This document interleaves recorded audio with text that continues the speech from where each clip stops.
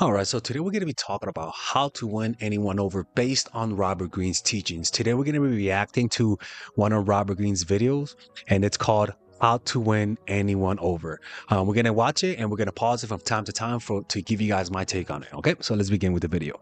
If you guys enjoy this type of video, let me know by commenting on the comment section down below. The most important thing that you need to judge a person by as far as seduction is how vulnerable they are. And I don't mean that in a negative sense of how you can torture them and make them do whatever you want. I mean in the sense of, are they open to other people? That's the problem with people today, is that nowadays people are not vulnerable. People don't want to get hurt. Rather than play to win, they play to not lose. And because of that, it creates a culture of people just never opening up. And it just makes other people more hesitant. And so that's why you tend to see just more like short-term relationships or people who just stay single indefinitely, simply because people just don't want to look needy. You know, the art of seduction is like a language, right? You're learning a language that I'm trying to teach you in that book. And the language is not with words. Language is with gestures, with actions, with behavior, with nonverbal cues, etc. You're learning this kind of language of love, if you want to use a stupid cliche. And so people give off signs that they're going to be the worst kind of partner to be with, that they're not being. Even if you do seduce them, you're in for a world of hurt. It's going to be a life of misery, or it's not going to be a fruitful relationship. One thing you have to be aware of is what I call the drama queen or the drama king, because that's not what I call, it's what we all call, but there are men as well like that. And I have a chapter in the 48 Laws of Power on infection. People who are overly dramatic. They appear very exciting to you. Wow, this woman is kind of crazy. She's got all these weird ideas. She dresses all this way. Oh, this guy, he's all over the place. Very exciting, very interesting. A relationship with them will be lots of fun. No, they're a raging narcissist who loves stirring up all kinds of needless drama around them. And once you get involved in a relationship, if you do seduce them, they're going to be constantly churning. They're going to get your emotions entangled with them like little hooks inside of you. You're going to be bleeding from them. Then they're going to like pull away, and then you're going to think like, oh, it's okay. And the hooks get inside of you again and again. And it's kind of similar to that. I met this girl one time where she was like, you could tell that she looked like she came out of a fantasy land. Like she just dressed very vibrantly. She had a vibrant personality. And she even went to one of my meditation things.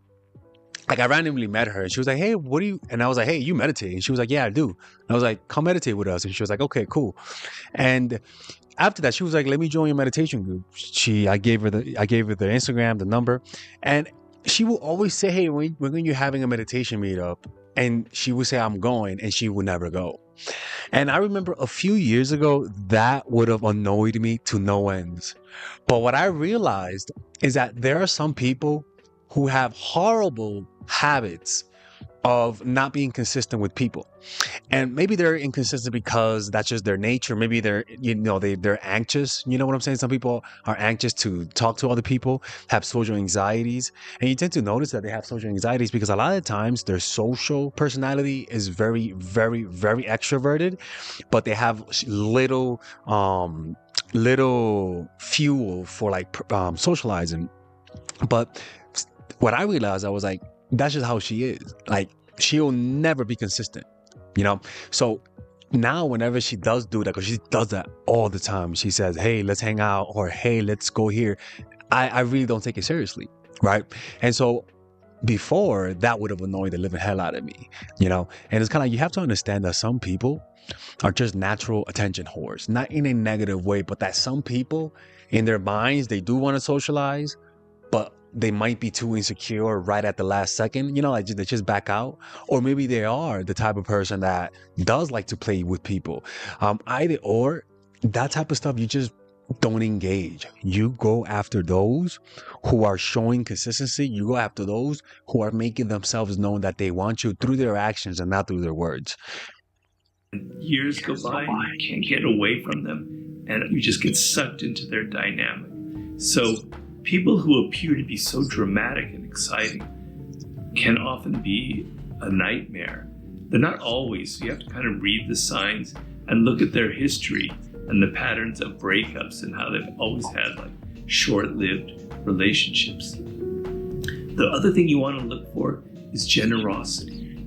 So if someone, this has traditionally been what women would criticize of men, but we're new. It's almost like when you date people and you notice they never put in, or even friends, right? Friends who are freeloaders who never put in, even if they're broke, they try to put in something.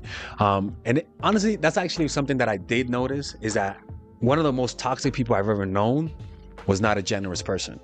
In other words, when they smoked weed with us, they never bought weed. And honestly, I could judge your characters just based off of that. And that's what he's talking about. It kind of does say a lot about a person, how their level of generosity. World now. But if a man or a woman can't pay for themselves, don't want to spend money on you, won't go an extra mile and put a little more, spend for a dinner or something that shows somebody who's kind of closed inside. And also, this is the thing, is that if you really notice, life gives us more money than we need a lot of the times. The problem is that we just spend horribly. Imagine if you saved your money. You get what I'm saying? Like, everyone has a shot to actually have a lot of money in the savings. We just don't save it. And people who are like cheap, a lot of the times they just have low self-control. In other words, they spend too much money that they can't spend on you. And that's a reflection of their character. That says a lot about them. It says low locus of control, they can't control themselves. Even if you stay with them, that will be a cause of why you guys break up. Because somebody who doesn't know how to manage their money is going to have money problems. And a couple that has money problems because they can't spend right, or they don't know how to control the spending, they're going to break up eventually. How people are with money reveals who they are with character. You want a generous spirit and a generous soul, someone who's kind of open, etc. People who are very preachy and moralizing, who are always sort of saying, what's wrong with the world? What's wrong with you? You need to change this. Wow, are they awful? They're the worst kind of person you want to be with. We call them the moralizer. And in The Art of Seduction, I very highly recommend you read the chapter on what I call the anti-seducer, the person who won't seduce you. In fact, they will end up repulsing you. They have the opposite power. And that's one of the characteristics: lack of generosity, moralizing, etc. Those are some of the qualities. The most important thing that you need to judge a person by as far as seduction is how vulnerable they are. And I don't mean that in a negative sense of how you can torture them and make them do whatever you want. I mean in the sense of, are they open to other people? Do they have a degree of empathy? Are they able to kind of feel what other people feel? Do they have a sort of sensitivity to them? Or are they so insecure? A lot of men would come to me with this problem after I wrote the book, which is, I'm always thinking about what I should say, what I should do in this situation. That's the thing, is that people don't understand, is that a lot of times people fall in love with your weaknesses. Your weaknesses will create a sense of sympathy. Hey, like, when you see a child and he's weak, and the weakness makes you go like, oh. A lot of the times when you have sympathy mixed with attraction, it creates the ability to create more love. So, but if you are too hard, they won't be able to feel that softness. That softens them up also. The desire to help you. It's like, if you have a problem and somebody likes you, them helping you will make them like you more. But they can't create that. You can't get that deep if you never give them that opportunity to help you. So I gotta kill this mosquito right here, motherfucker. Help. You are one bold mosquito. Meeting of the first time, about meeting parts anymore, I guess. But I'm thinking, what should I say in situations? And you've got to flip the script.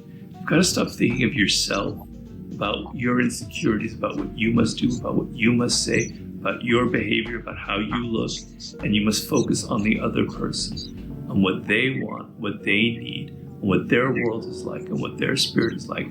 I call it Enter Their Spirit, which is one of the chapters in The Art of Seduction. So people who are kind of so insecure that they are constantly talking about themselves, and nervousness, they're constantly repeating things about their life, and they can't really direct attention. You don't feel that they're open to you. It's all like closed there. That's a very bad sign. You want to sense that you can affect them emotionally, and that they can affect you.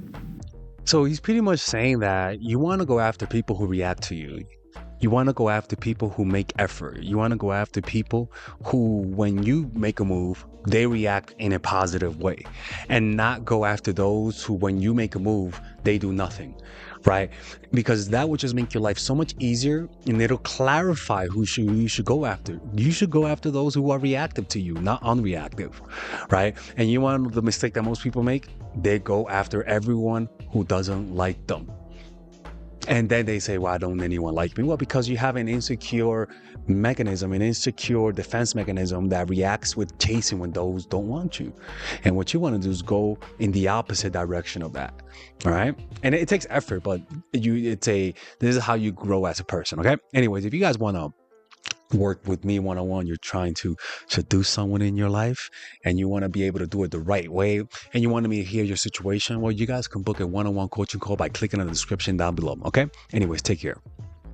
By the way, if you guys enjoy this type of content and you guys want to get access to more premium exclusive content, you guys can check out some of my courses that I have for sale in my website, right? If you're a single person, I have courses for that. If you're in a relationship, I have courses for that. And the beauty about these courses is that they're for men and for women. In other words, I have courses for men and for women. I have courses on how to embrace your femininity, how to develop charisma if you're a guy or a woman, how to master your emotions through meditation. And I believe this is very important, especially if you want to improve your dating life, career life, emotional life. This is the course for you. It's like a 5-week course on how to handle your emotions.